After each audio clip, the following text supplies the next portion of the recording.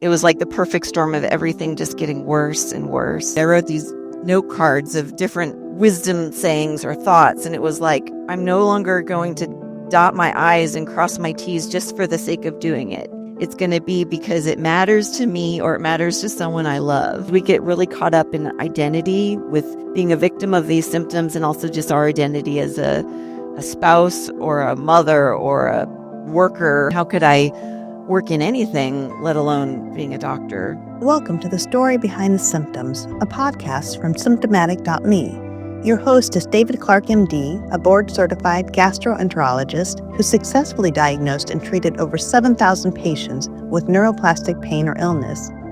Each episode, we dive into our guests' life experiences to uncover the deeper causes of their symptoms. By listening to their story, you will gain insights that advance your own journey towards knowledge that becomes healing. Hello, and welcome to the Story Behind the Symptoms podcast. I'm your host, Dr. David Clark, and on this podcast, we talk to people who have suffered neuroplastic symptoms and try to figure out where they came from and how they developed. My guest today is Rachel Hollander, who is a physician who also has a master's degree in public health. Rachel, why don't you introduce yourself? Yeah, I'm Rachel Hollander. I have been board certified in family medicine since 2011. And I practiced for the most part as a family doctor for about 10 years. I developed my own neuroplastic symptoms that I recovered from, and now I practice mind-body medicine specifically for patients with chronic pain and medically unexplained symptoms. My practice is Hollander Holistic Health, and I can practice as a health coach anywhere in the world, and I'm medically licensed in Arkansas, California, and Missouri. And my website has a blog, and I have written a medical memoir that I'm hoping to get published soon. Great. Well, I'm sure your community is benefiting tremendously. I'm just curious how you found the work of helping people with neuroplastic symptoms, because most people who have learned this, who are physicians, just absolutely love it. It transforms what they're able to do for patients. Yes, it is much more attuned to what I need to be doing. As we'll talk about with how I developed symptoms, a big part of it was kind of seeing that the way I was practicing traditional medicine was not reaching those many patients who had neuroplastic symptoms. So I'm really glad to be doing that now. Yeah, I certainly, once I started doing this, and once you see what is causing people's symptoms, you can't unsee it. And you have to just keep going, listening to people in a completely different way, as you know. All right, well, let's talk about your symptoms. How long ago did they develop? What were they, and what was their course over time? I developed repetitive motion arm pain a few months into working my first full-time job as a family doctor. This was in early 2014 that I started to develop symptoms with sensations and tingling and in my fingers and pain in my wrists, pain in my arms and patchy areas. I saw a workers' comp doctor whose desk was actually just a few feet away from mine, or I might not have quite thought of going that route, but she had me see a physical therapist. We were thinking thoracic outlet syndrome. I tried to avoid doing a lot of other testing or workup because I'd seen enough patients to just feel like, well, I just need to type less. I just need to use a computer less. So I really had to insist upon getting my work hours reduced. So initially I had them reduced to about 3/4 time. I initially was at full time, which was about 60 hours a week. And I was seeing patients every 20 to 40 minutes. So 3/4 time, I was still working 45 to 50 hours a week, but I began to use repetitive or voice recognition software and auto-clicking software, which helped, but I still had some, fair amount of computer use. I just didn't want to do a bunch of workup because I had seen patients who kind of go that route. They get in really deep and they get surgery, and oftentimes they don't get better. My husband had a friend who had similar symptoms and got better by lifting weights and strengthening. So he encouraged that I do that, which I was pretty resistant about at first because I was in so much pain. But I lifted soup cans at first and noticed that that seemed to help.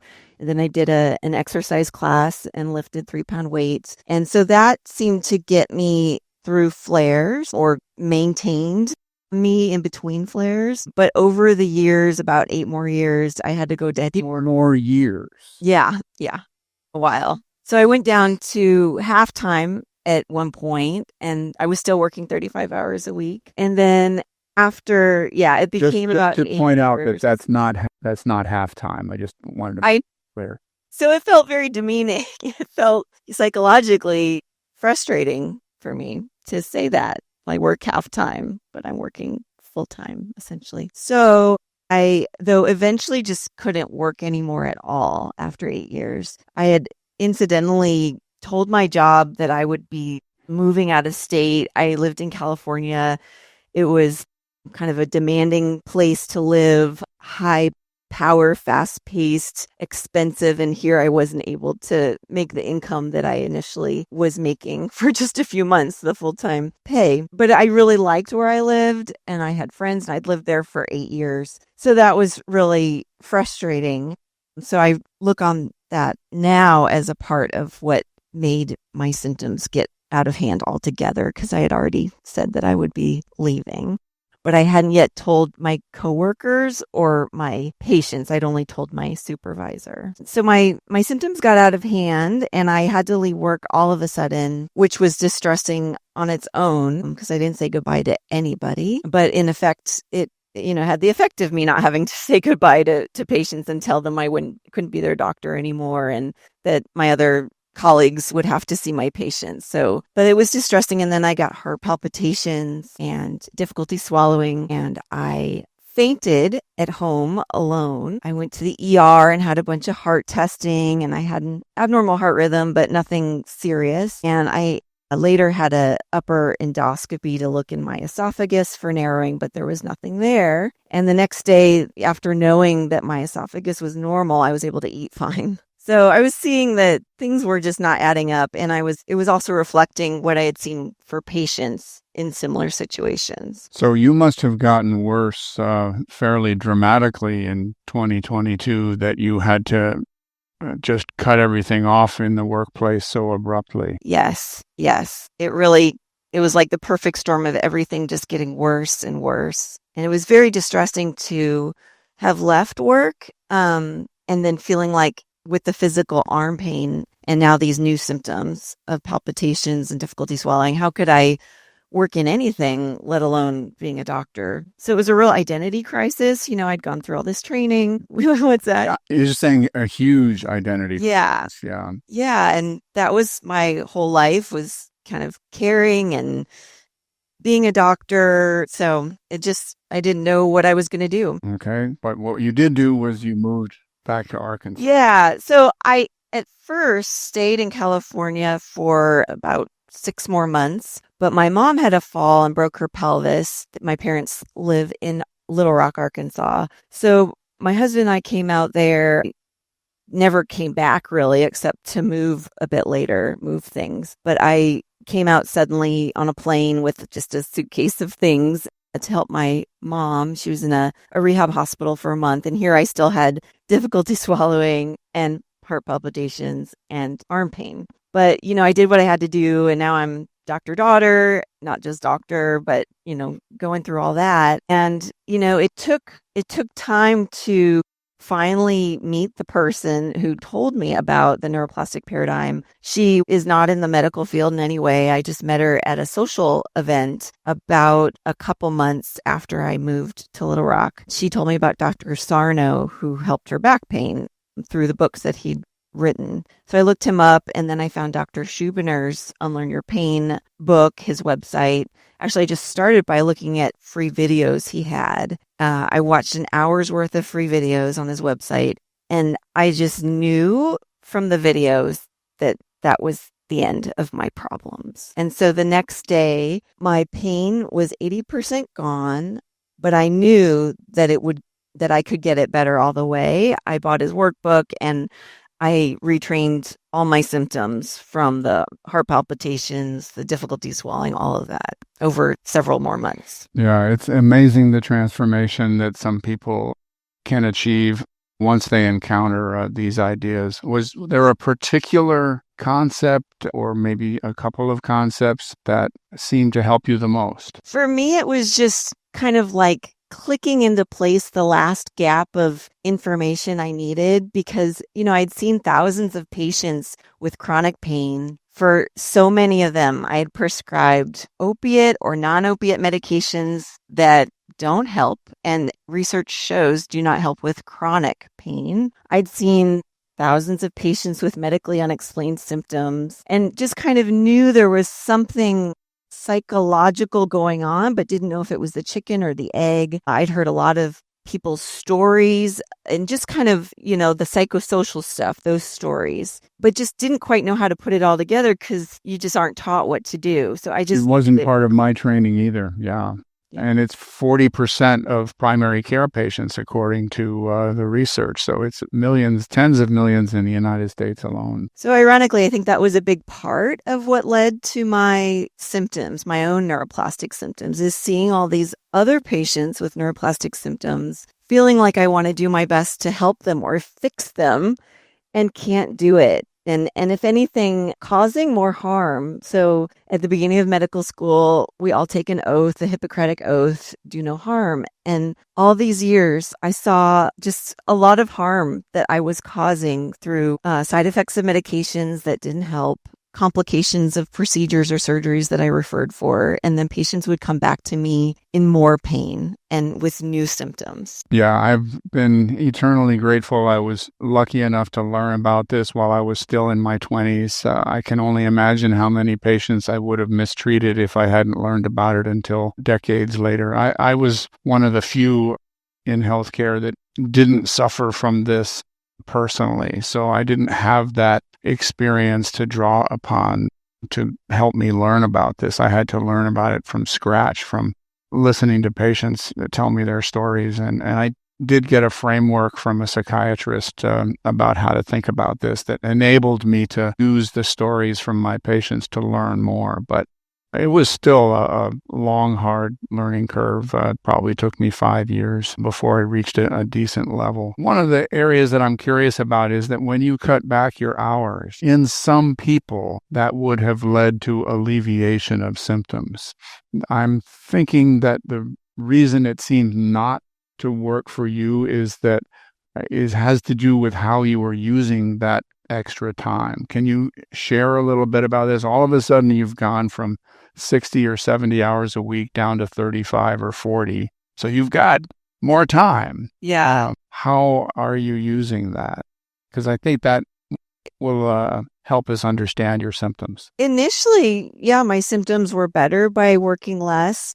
It was relieving to have a little extra time for myself. And I did a lot of very soul-serving things in my free time. I don't have children, so I had a lot of extra time for me. I'm married. My husband and I would spend a lot of time hiking or doing outdoor recreation, which I really enjoyed. I also was social with friends. There were by far mostly doctor friends. So, you get into talking and complaining about work. So that probably doesn't help in that you're not really getting your head out of that. I did take on watercolor painting because that was a lighter touch for my arms. So I really tried to do a lot of things to serve my soul. But in the end, I was still seeing these patients with neuroplastic symptoms who I felt like I just was not doing the right thing for. And then with the opiate crisis, there was a lot of overseeing of the prescriptions that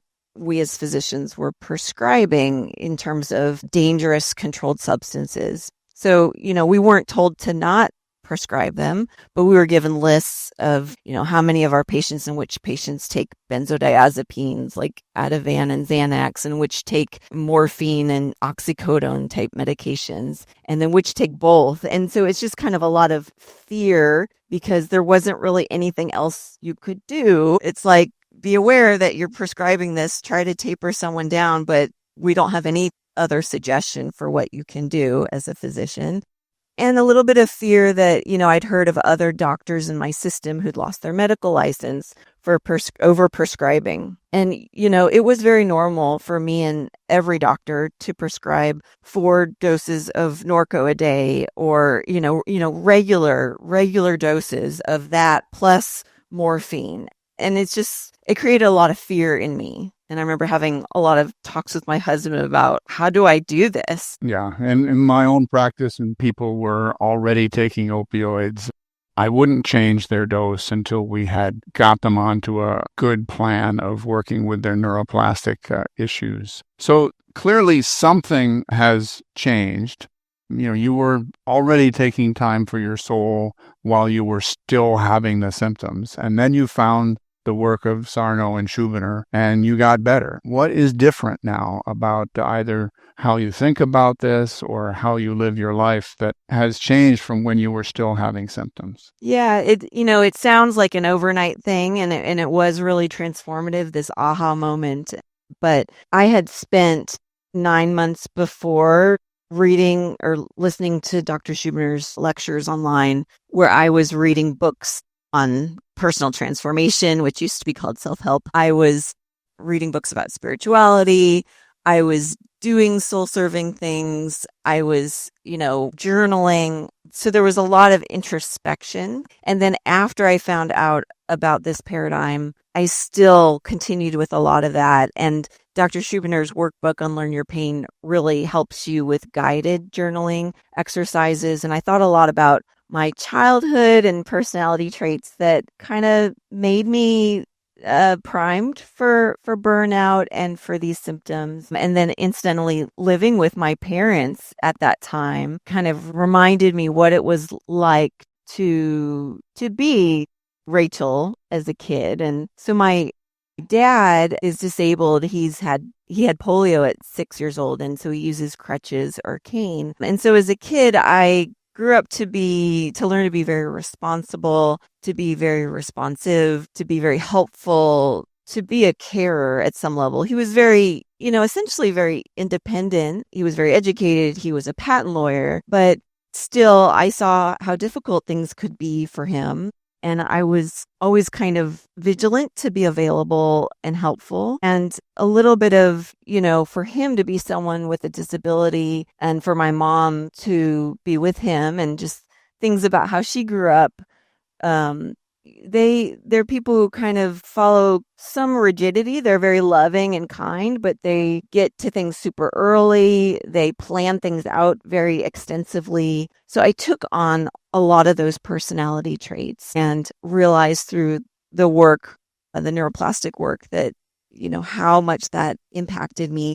And so I've become a lot more courageous as a person, learning about what made me more timid and more planning oriented. Before, I'm now a lot less fearful, more open to doing new things, and much more expressive as a person. Yeah, that is a very important set of observations there. And people who have neuroplastic symptoms always have them for a reason, and it takes experiences that are quite powerful to produce this in somebody many decades later.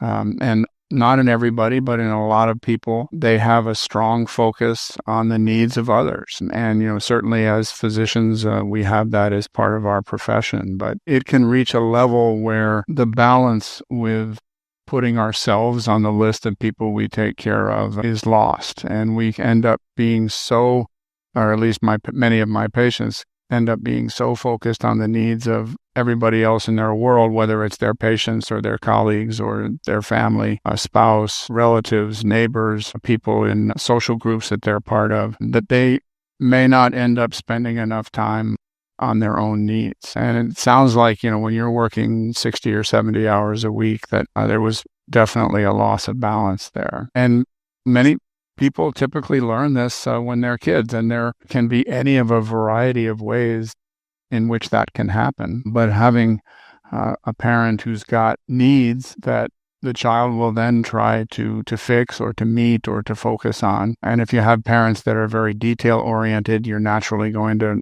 pick up on that from them. It becomes a personal value as well as a family value. But the need of the child to play, as I've pointed out in this podcast before, being able to play is an essential human skill. And most of us learn how to do that when we're kids, because that's what kids do. They just play all day long. But when they're doing that, they're learning self-care skills. And that translates into their adult years, not to the same degree. Obviously, we don't play as much when we're adults as we do when we're kids, but we still need that personal playtime. But you were doing some of that even while you were still symptomatic. You were doing some watercolors, you were doing hiking, but somehow that wasn't enough to alleviate the symptoms. So I'm guessing once your symptoms were better, once you'd done the personal transformative work, that you were probably spending more time just on yourself. Does that sound right? Yeah, and it was a moment to moment. I really had to retrain my every moment thought. So it's funny because even before I understood the neuroplastic paradigm, when I left work, I knew I was overtaxed in terms of, how much I was thinking about others. I had these, it was like a beautiful mind. I wrote these note cards of different wisdom sayings or thoughts. And it was like, I'm no longer going to dot my I's and cross my T's just for the sake of doing it. It's going to be because it matters to me, or it matters to someone I love, or it's just otherwise important for something that matters to me. So, and even after I learned about the neuroplastic paradigm, I just really had to retrain that every thought I have, every impulse to do anything, I have to second guess it. I have to think, is this that important if it's asked by someone else? Or, is it something that I want to help them with? I don't want to just do things that I don't want to do it at any level. I really have to question what I'm doing. And I still want to help people, those around me and patients and clients. But I found a lot more self-compassion, starting with that, so that then I have more compassion to give. Yeah, that is a wonderful insight.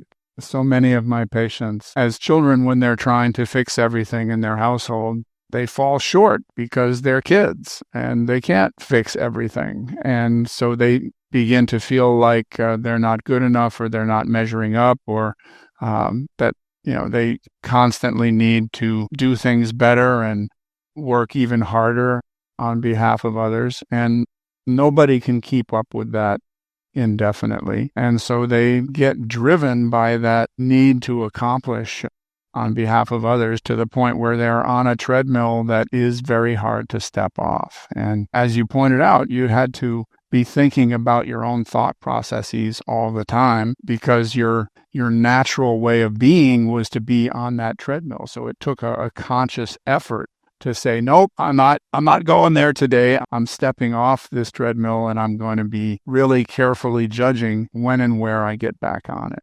Is that people around me saw the change, and I don't know what they thought about it, but I think at some level they appreciated that then when I did do things, it was kind of wholehearted, and I wasn't going to blow up or something after. So yeah, it's a lot more meaningful now when I do something for someone else, for me and for the other person. So it's really a major shift in the way your brain was wired from before. Yeah, definitely. And does it feel more natural now, or do you still have to be constantly watchful? Both. Yeah, it's both easier to second guess my initial inclinations and behaviors, but yeah, I still have to think about it. And what has your husband observed? He must have commented on this at some point. Yeah, he's noticed. My parents have noticed too. About my husband, our relationship has grown quite a bit since, obviously since I got better, but also just since learning about these ideas. And, I tried to explain the ideas to him for his own conditions he's had and his own relationships with others that have been difficult for him. So it's helped us grow together, and our marriage is actually quite a bit stronger, although I think for most people who go through these types of symptoms, it was a bit rocky, and he was tired of hearing me complain and tired of taking me to doctor appointments. And there was a time, when I went to Little Rock to help my parents, that we were just physically separated. He was still in California, and he didn't really want to move either. So he was staying there while I was with my parents. We talked on the phone every day, but that separation I think was really necessary. So I not only had the separation from my job, which was forced upon me because of my pain, but then this natural separation from my husband, where I didn't have him to complain to as much, and I couldn't blame him. It was never his fault, any of these things, but he wasn't there so much for me to blame him for my problems. And I think that is really important for people in this situation to kind of almost strip away everything to kind of see who they are on their own, because we get really caught up in identity with being a victim of these symptoms, and also just our identity as a spouse or a mother or a worker. Caregiver. Yeah. Yeah. Well, I mean, you were back there with your parents in an environment where you had been a caregiver and support person as a kid. I would have thought that would make it really challenging to do the mental shift you've just described. You would think. But, so yes, it was that whole environment, but they are very loving people. It just, the separation of 25 years of not having lived with them and then suddenly living with them for years, months to years. Yeah, it just kind of showed me. It was like I was looking at it from a distance, like, that's how I became like this, not to say anything bad about them. They're wonderful people, but no doubt. So it gave you a perspective.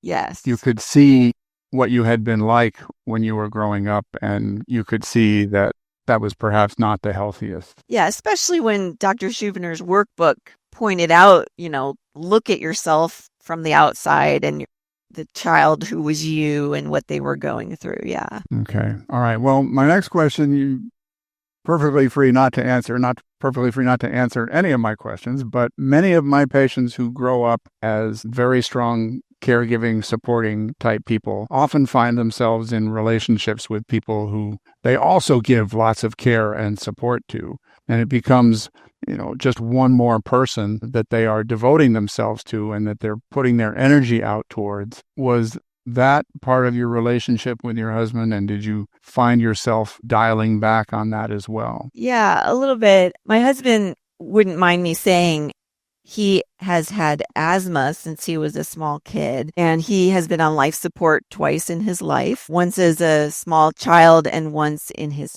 early 20s. So, I think there's something there that we kind of see in each other, that we get in each other. He also is someone in his family who's kind of like the mediator, trying to make peace for everyone. And so it's a little bit similar to trying to care for everyone. And I think women especially think a lot about, themselves in terms of the relationship and not just themselves alone. And so I did put a lot of myself in that. And yes, the dialing back, I think is noticed, but it's in a healthier way. So yeah, things are only stronger and better now. But yeah, when I didn't even try to tell my husband about asthma in terms of neuroplasticity, because honestly, I don't think any of the books out there go there. Even though like every movie in the 80s with a kid, the nervous one had an asthma inhaler, but we just don't go there. So I was trying to tell him about his back pain and knee pain, and he just was very resistant initially. And he went to the asthma. He looked at the Unlearn Your Pain book, and he, really glommed on to asthma. He still is a little resistant about back and knee pain, but yeah. Yeah, well, there certainly can be combinations of neuroplastic and non-neuroplastic conditions in the same organ system at the same time. He's gotten quite a bit off most medication since understanding neuroplasticity and asthma. Well, I know it's scary to say because people can die from it, but that's right. Yeah, it has a major psychological component. Yeah, I mean, that's going to be different for each individual, clearly. But it is a major trap that many of my patients have fallen into who've grown up as support people or caregivers or focused on the needs of family members, that they choose to be in relationships with people who need that same level of support. So being able to find yourself in a relationship where there's a mutual support is a real sign of your own personal strength in coming through all this. Because that's something a lot of my patients were not able to avoid doing. You tell this story incredibly clearly. Are you still having any physical symptoms, or have they all gone away? So certainly my body still, when I get tense or hold tension, I hold it in those same areas I've had it before, but I don't fear it now. I have adjusted some life things so that I, am more in the moment, so I won't feel those things. So in terms of eating, I'm not always good at this, but I try to eat more mindfully, be more present with my meal. I get now why people pray before eating. They're getting ready. They're priming their brain to be ready to appreciate the meal. So I try to be more in the moment with that. And not multitask when I'm eating. That was a big part of what made that a problem for me. I was eating while I was working. I was shoving food in my mouth just to keep going. So there's a, obvious reason that was one of my problems. And then heart palpitations will come on periodically. And I listen to my body, not so much to, think that it's the end all be all, but that if there's some symptom, what's going on in my mind. And maybe the thing that's going on in my mind is not that serious and I can kind of quell that. And then I don't have to worry too much what's going on in my body. Yeah, using your body as a form of communication from the mind. So many people who have healed themselves from neuroplastic conditions are able to do that, and they often can regard the physical symptoms almost as a gift, as an additional way to know what's happening in their mind and in their life. Yeah, and with the repetitive motion arm symptoms, certainly I had to, even though I got better pretty quickly, that was from a period of not typing at all for 9 months. I still, after I left work, I still could hardly cook or clean or do things with my arms. It was painful to drive. And then when I found about the neuroplastic paradigm, it was all better. But then it was like, but can I type? Can I do that? So I did have to go back to that really gradually, building confidence and just kind of gradual exposure to it. I took a job as a home-based medical provider where I did that for a year before I started my own practice as a neuroplastic provider. And so in that previous position, I did a fair amount of driving, which wasn't at all a problem. I knew that I wouldn't have to type quite as much. So I kind of eased myself back into the working world and working as a doctor world. So yeah, I still use voice recognition software because why mess with it? But I don't depend on it in the way that I did. Okay. Well, I have to ask, since you're a physician, can you, without obviously violating confidentiality, share a story of a patient with neuroplastic symptoms that stands out for you? Yeah, right now I'm seeing a man who's a physician who I knew 15 years ago and got back in touch with. He has long COVID and chronic fatigue and POTS, postural orthostatic tachycardia syndrome.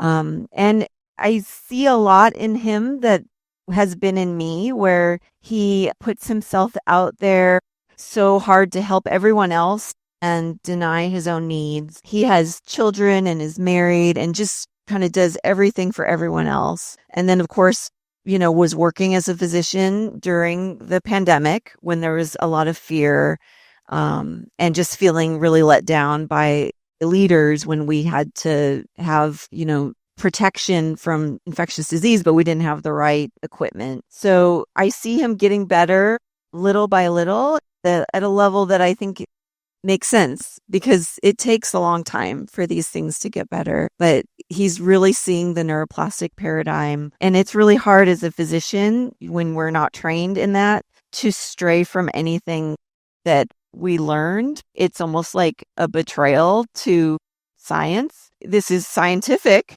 the neuroplastic paradigm. You bet it is, yes. But it's not in major doctor reference, it's not an up-to-date that doctors use at a large level. When you tell people about this, doctors, especially doctors, they kind of think that you're weird, that you've gone off the deep end. And I've seen that before I was in this realm, I thought those things myself when someone practiced differently. Yeah, I was very fortunate to see one of my very ill patients cured by this technique when I was a first-year fellow in gastroenterology. So I couldn't deny the evidence at that point. I just thought it was going to be a very rare occurrence. But this is why we have a bibliography of over 200 references on the symptomatic.me website, so that healthcare professionals can look at that and see that this is, telling people to sleep under crystals at night or some peculiar thing like that, that there's real science behind it, and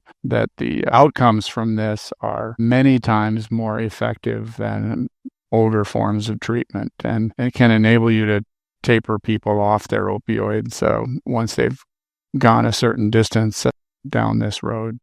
Well, thank you so much for sharing this remarkable story, and it's wonderful to talk with a fellow physician who's followed this path and found that it's so professionally as well as personally rewarding. Is there anything else that you'd like to share with our viewers today, or any questions that you have for me? I really appreciate being on. I'll just remind viewers of my website, hollanderholistichealth.com. And I see patients who live anywhere as a health coach, and I'm medically licensed in Arkansas, California, and Missouri. Great. Yeah, we need vastly more physicians. We've come a long way in the last 15 years of the ATNS, and I'm optimistic that 15 years from now, there are going to be tens of thousands more of us who are doing this. Thank you so much. Thank you.